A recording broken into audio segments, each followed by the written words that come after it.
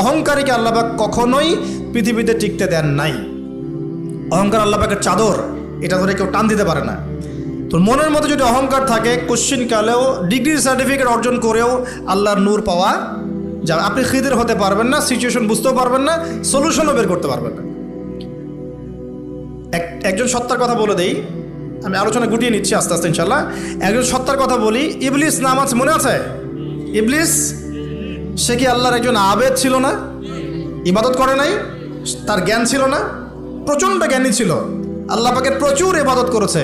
কেন জাহান্নামী হলো? কি কারণে জাহান্নামী হলো?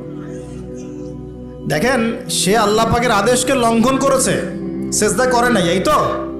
আদম আলাইহিস সালামও তো গাছের কাছে চলে গিয়েছেন, তাহলে আদম আলাইহিস সালামও তো গাছের কাছে গিয়েছেন, আল্লাহ পাকের হুকুমটা লঙ্ঘন হয়ে গেল না? ইবলিসও তো লঙ্ঘন করেছে, তাহলে উভয়ের মাঝে কি পার্থক্য?